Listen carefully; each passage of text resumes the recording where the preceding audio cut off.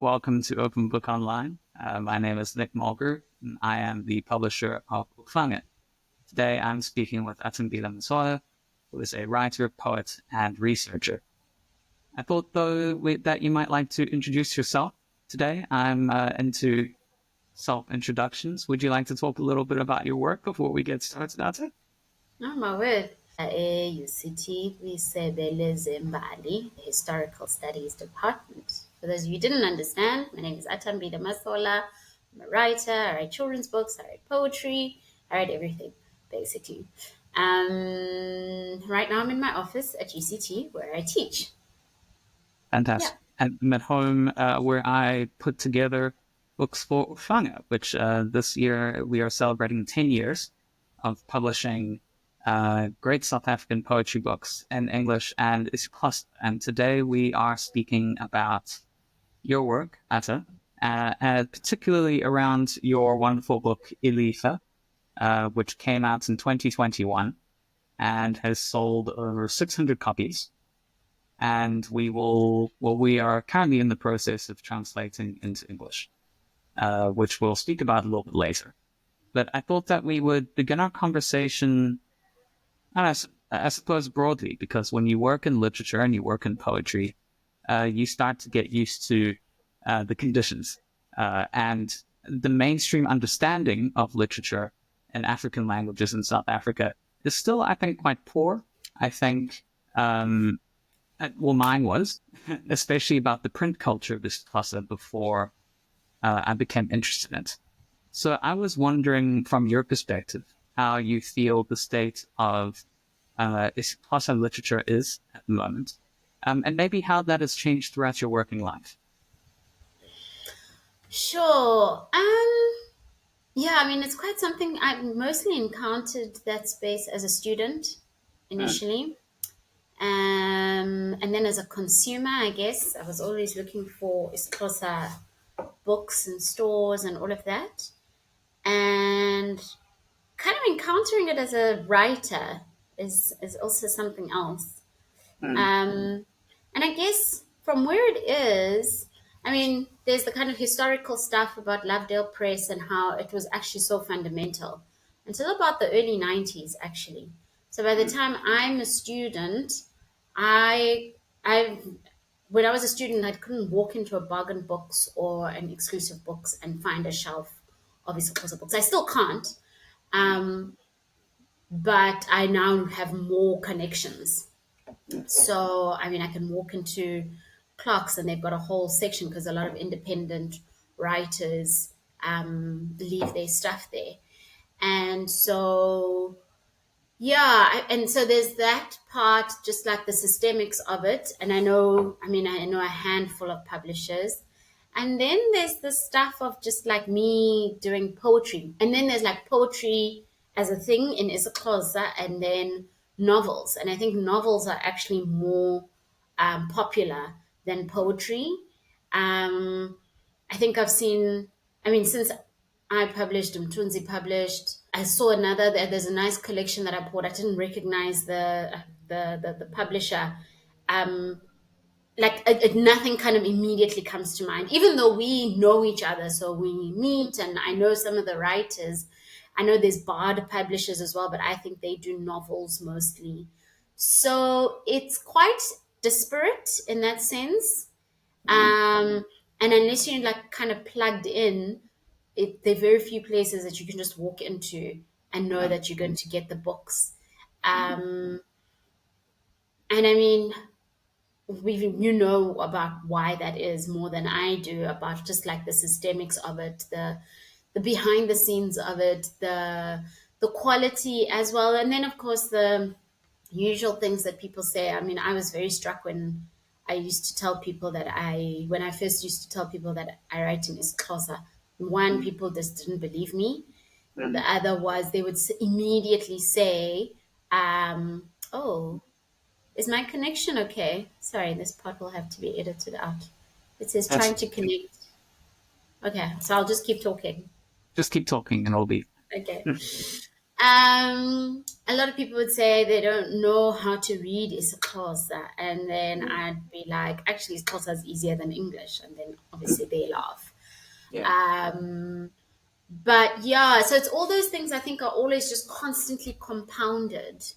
The kind of the politics, the history, the economics, the social stuff are always so compounded, and I wish we weren't so, what's the word? Be is it beleaguered by all Mm-hmm. the contextual stuff, you know? Yeah. And then I also felt the need, I should say this, I also felt the need to kind of explain the kind of isiXhosa that I was writing Mm-hmm. because of there's a heavy poetic tradition in isiXhosa. Um, it I had after, and in fact I was just saying it like 2 weeks ago at Ibuyambo festival, and I was like, and you're Mbongi, Dimbongi Osiba, and there's a difference, and they kind of laughed when I did that whole like I don't. Oh, nah, I don't do that. And there are people who do that. And there are people who can do both, actually. I chose Ubonga Ngosiba, which means I don't perform. I don't even come kind of like from the spoken word tradition. So yeah, I found I had to often give a lot of disclaimers about what it is that I'm doing. And I think because of that history again of Ubonga and the kind of the big name poets, a modern poetics in isiXhosa is actually quite rare, Mm-hmm. and rare in the sense that I mean, maybe I'm kind of going into other avenues now, but Please do. when people hear poets, they think Umhai, they think Ucholobe, they think the big names, and if you're not doing that, and because we kind of haven't shifted over time, not that we haven't shifted over time, but there hasn't been like a consciousness about like who are the poets of the moment who are not imbongis or mtonyama, but who are just everyday poets. Yeah. I found I had to explain myself in that regard as well. And then actually being comfortable with naming myself and like staking a claim to the fact I am a modern poet. I Mm-hmm. am a poet that reflects this particular time, this particular way of using the language with this particular group of people. Like if someone opens my book, they must be like, oh yeah, this person is in this. They mustn't like wonder where this person is. They mustn't be like, oh, are they trying? No, they must just like be able to see the world that I'm in. And that was, I think, new for people because poetry is also very much a school based thing. So unlike English, where kind of like commercially you can just walk into a store and keep buying poetry books, I don't I don't get the sense that isiXhosa as this poetry particular has the same kind of currency where there's kind of this constant rollover of a poetic culture in that way, a public poetic culture that isn't just performative, that isn't just for special occasions, where it's just I buy poetry books because I like poetry, Yeah. and here is Xhosa that is also part of that conversation. It's an interesting thing that we've had to come up against, both you and myself, you as the poet, me as the publisher. With your book Ilifa and also Umtunzukazi Mbungwana's book Unamwena, which we published at the same time as this. And both books have sold very well, I have to say. In 2021, when they were released, they were the best-selling books out of the entire Uhlanga stable. Together, sold over 1,000 copies together, most of which were sold through conventional bookstores that typically don't stock books in African languages. And that's really in South Africa. That's 95+% of bookstores. Mm, It's to me a huge deal to have these books for sale and for them to sell, because despite all of these challenges that you have brought up and we're talking about, there's something still very seductive to a reader about presenting a mode of poetry and a mode of language that is modern, that is reflecting today. You often talk about, this plus of today, and how this has obviously been a challenge for you to present this work in a context where there's a lot of tradition in isiXhosa literature and poetry, as you're talking about, but it's difficult because that history never really seems to to roll over or progress. I am wondering about your experiences as a poet, since this book has been published, how readers have responded to this book. It's fantastic because you teach at UCT and this book is now a set work at UCT in the Department of African Languages. That must feel great. Yeah, I mean, it was the kind of the circulation and the take up of the book obviously exceeded my wildest expectations. And I think a lot of that has to do with the fact that I often say to people, it takes a village to like to have a book. So my friends really just came around. I mean, Sanele Ranjingana is the lecturer who introduced Ilifa in his course. And I know that it's the same with a lot of writers who are kind of marginal or new or doing something experimental. It takes people who know them and who believe in their work and who love their work to then give it that space. So there's that on the one hand where it never had crossed my mind that it was even going to be a possibility, and it was.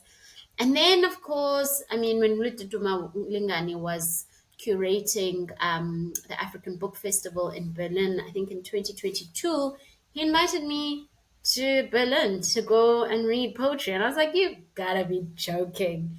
And there I was on stage with Maneo and a few other poets, and that was really interesting because I think it was the first time, because I said I'm not a performance poet, I found myself having to become a little more animated. Thankfully, there was enough South Africans in the room who kind of carried, because poetry kind of needs to be carried in the room, or any kind of reading needs to be carried in a room, who kind of carried it. And people were like, oh, we didn't know what you were saying, but it sounded like you were telling a story. So that was a new experience.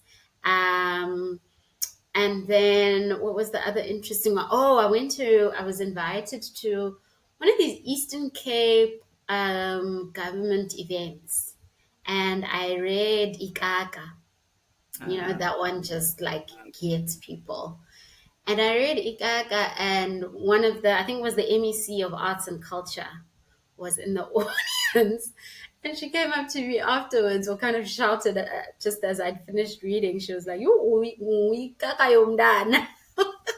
She's like, you're a shitty like, obviously, as like a government person, it's obviously making commentary on their work, or lack of, rather.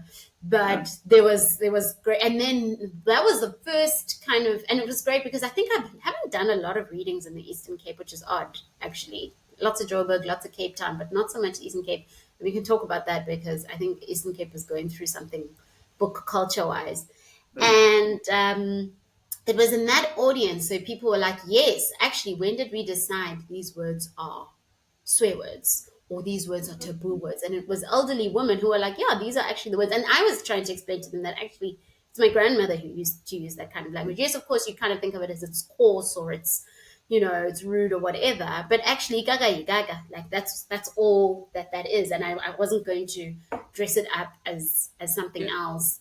And that's how people speak about it anyway. When you do say, "Oh, ANC, gaga, but like gaga, ANC," kind of like, and that was also the point, is that I wanted people to recognize it immediately, and that perhaps is the whole point of the poetry. So, oh my gosh, I mean, there's so many, and then of course the award, the NIHSS award. I think that's also about circulation. That was, I think, also 2022. So it's had many, many audiences, and then the translations bit by bit, and now, of course, culminating in the bigger, the commitment to the full translation, excuse me, which I think is another kind of rebirth of the book. So I think for a long time, actually, it kind of, the kind of the integrity of the book as a book, as in and of itself. I mean, Helen Moffat invited me to Books on the Bay to do a reading there. Having a launch at Exclusive Books, and I think Linda saying, the one in Cavendish, Linda saying that was the first isiXhosa book event that they probably had. So there was these. I mean, I take them for granted because I think that's what you do as a writer. You want to get your book out in the world. But I didn't actually take note of how many firsts the book probably had for a lot of people. Yes. I think so too. It felt like a book that, as we were presenting it to bookstores and to the press and to other people who are involved in literature and poetry, they weren't so sure about how it would work, or how, I think people have preconceptions about what poetry is like in African languages, perhaps circuitous, perhaps not like your poems Ikaka or Sifede, speaking in such blunt and often quite political terms, and bringing these very strong modern poetics to a isiXhosa speaking readership is possibly maybe not a new thing, but it's something that is developing. What you said about there being new publishers and new book culture happening in the Eastern Cape is very true.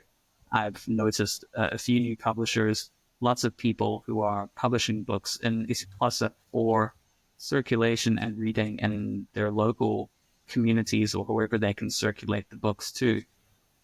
That seems to me to be a good model for these writers. But in terms of trying to change the culture it took them, it seems as though we need to have a multi-pronged approach. How are we going to have books in isiXhosa one day, or all African languages, all South African languages in bookstores available for readers? How is that going to happen? And I think this kind of a multi-pronged approach. One of those things, because this book has been so successful, Ilifa, was our idea to bring this book out in English, which we are now currently working on a bilingual edition, whereby there are translations of versions of each poem side by side. And you are currently translating your own poems. And I'm wondering what you are learning from this process. Translation, of course, is maybe in South Africa. When I lived in South Africa and I wasn't quite exposed to the international translation scene, I had underestimated really how important that literary translation across languages and the market for these translations it actually is quite significant. But it's not something that we really do very much in South Africa because the money and the market just really isn't there. But we thought we'd experiment with this, and I'm wondering what you're learning from the process. Oh my gosh. So the thing with translations, it kind of started automatically when I would go to readings, and often the readings would be mixed. So I would be the only isiXhosa poet in the group, for example. And then sometimes I would paraphrase the poems. Sometimes, and it always was like mood dependent. Today I feel like saying something, today I don't. And so it was always like about reading the room. And that was always fun, actually, because I'd notice if I read the same poem at, say, 2 or 3 events, I would find myself paraphrasing it very differently from time to time. So when the translation process, and I was very reluctant to translate. And that question would always come up when I was being invited. So I guess Ilifa came out 2021, eh? Mm-hmm. And then when did Portside Review happen? That was last year or 2023? That was 2023. Portside Review being a magazine based in Western Australia. Yeah. Stations. So that was like the first gig where you connected me to, oh my gosh, now I've forgotten his name. Pieter. Yes. And the email was kind of very generic. I said, look, I write in isiXhosa.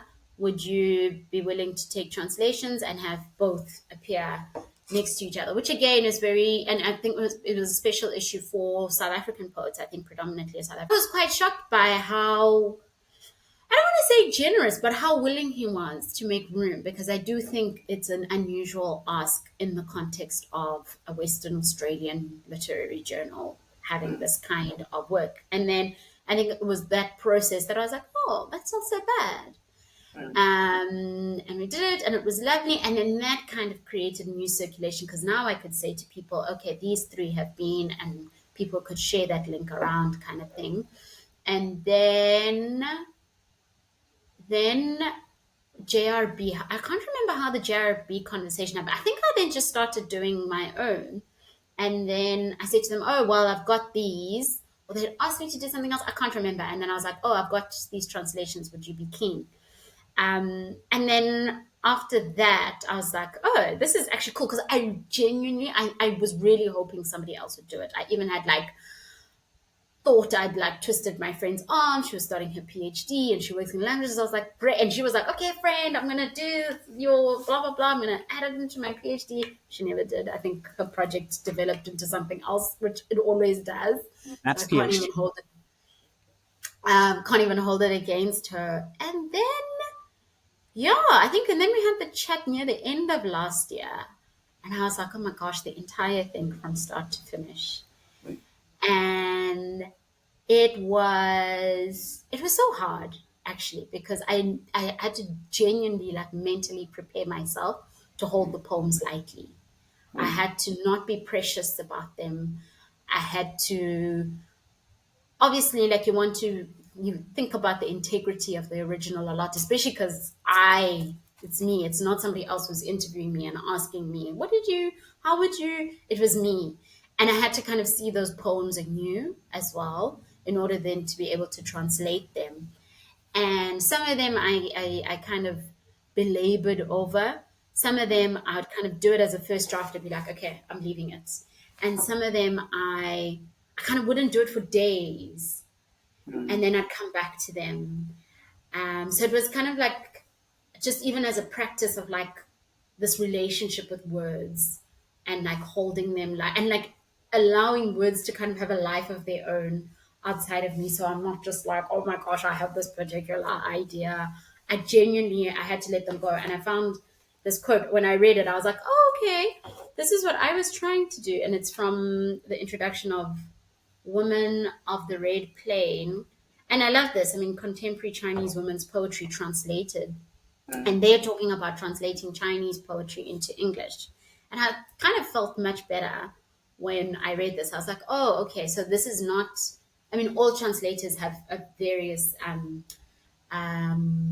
interactions with translation processes. There was another book that I was reading at the time. A friend and colleague had bought me, oh gosh, it's at home and I can see this beautiful blue cover, Joy Goswami's poetry, translated from Bengali into English. And there was this beautiful essay in there as well.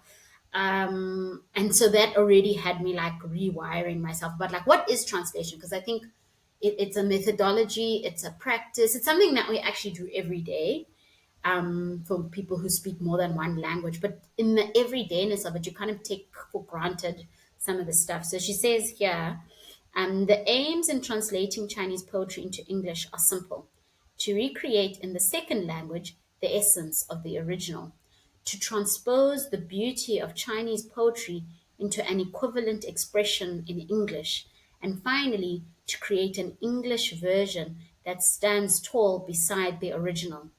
I do not believe in achieving total fidelity to the original at the expense of artistry. And I think your comments then to that first draft that I sent you really helped me like, okay, I was onto something. Because even as I like worked, I think by the time the draft that I sent you must have been like second or third draft. And even then I was just like, some of these are just not working. Because I think I hadn't caught on to this idea of versioning versus translation. And I think really thinking about this question of the integrity of the original. What is that? And the integrity, and especially because often part of the resistance initially was, English often takes just so much. English has so much of me. I do I do all my academic writing in English. Some of my creative nonfiction, the essays are in English. So I'm like, English gets a lot from me. It doesn't also need to get this. But then it kind of started happening, and I think it's been, I've never thought of myself as a translator in that way. And it's so strange because I love translating poetry. Actually, I love translating other people's poetry. So I've translated. I remember we published in Proofrock long ago a translation. Exactly. John Donne, Shakespeare. I started because I was inspired by Salt Blakey. I was like, if Salt Blakey can do it, even me. And more contemporary, like Naomi Shihab Nye, and even one of Maisha Jenkins' poems. So, like, sometimes there'll be like a poem that pops at me, and I'll be so obsessed with it. And my instinct is to like translate it into isiXhosa because I think it's just so beautiful. And often I can almost just hear the isiXhosa words already. I'm like, oh my gosh, this works. But I didn't have that with all my poems. I mean, there are other Okay. poems I was just like, I don't even know. I don't know what I'm doing. I like, um, Well, hope, yeah. So versioning. yes. Hopefully, in a few months' time, or probably this time next year, we will be talking about this English version of Elifa, which exists, and maybe we'll reflect. But for now, I think we have spoken enough, and now I hope it is time for you to read a couple of poems for us. Okay. Umqolo wam uthi nca esifubeni sakho. Amathanga am athi nca emathangeni akho. Imilenze yona iphithana njengeentambo. Ingalo yakho isonga isinqa sam, ndelekelise ngeyam ingalo. Enye ingalo isingatha intamo yam. Isandla sakho ndisidibanisa nesam isandla. Impumlo yakho ithi nca emqolo. Umphefumlo wakho uthambise umqolo wam. Naxa urhona, urhonela kulo mqolo wam. Nokuba singaguquguquka ebusuku, sikhabe neengubo, nemilenze yoluleke, ubalekele kwelakho icala lebhedi ngenxa yokubila kwemizimba, iingalo zam nezandla zam zikukhangela ubusuku bonke. Silala ingathi singamacephe edrowini. Spooning. My back soft against your breasts, my thighs soft against your thighs, our legs entangled like threads, your arms wrap around my waist, my arm around your other arm cushions my neck. I unwrap my hand with your hand. You unwrap your hand with my hand. Your nose buried in my back. Your breathing softens my back. As you snore, the sound echoes against my back. Even as we toss and turn through the night, kicking away the blankets and disentangle legs, splaying sweating bodies to our separate sides of the bed. My arms and hands search for you all night. We sleep like spoons in the kitchen drawer. Beautiful. Thank you so much. Would you like to read one more? Sure. I'll read Indombi Ezlala Emini. Oh, it's Febe. Oh, I didn't talk about like the circulation of his Febe. Someone sent me people do this. They sent me clips. So there's someone who's like been reading my poetry on TikTok. And so some people will send me, yeah, so that was like a new, and it happened with two different poems apparently. Then there's this other one, someone sent me a tweet and someone had taken a picture of themselves and had transcribed the poem beneath that. They're like getting ready to go out. And I thought, oh, that's cute. Yes. So yeah, that was quite something that like people were taking it on for themselves. Oh, and we didn't speak about gosh, so many things happened and I keep forgetting. The other translation project. Sorry, now I'm going off on a tangent. The other Yes. translation project I did with Veronique, where I took some of her poems from So Rond Om die Bos, and then she translated Isfebe actually to Jintu, and they also exist in Afrikaans. Um, Yeah, that was really, really fun. Okay, I'm going to read Indombe's Lala Emini in English and Xhosa. Okay, where is it now? Indombi ezilala emini. Kukho iintombi ezingqengqa emini. Ziyolelwa kukuphunga ubuthongo zizolile. Azingxami. Ezi ziintombi ezingavuki neentaka. Zivuka xa kuvuma umzimba. Ziyazimamela. Women who sleep through daytime. There are women who slumber easily through daytime, leisurely, slowly, sipping on sleep, unhurried. These women who do not stir with the waking birds, awake to the rhythm of their bodies. In repose, they edify themselves. Beautiful. Thank you very much. As a man who sleeps through the daytime, I love that poem. I Well, know, it has like a softness to it. I was never a napper until I actually wrote that poem. So it was yeah, mostly just for me. it's interesting how when you write a poem about something you do, it makes it okay. Oh yeah, now I'm like, no, I mean, now it's a thing. Now I have like philosophies about napping.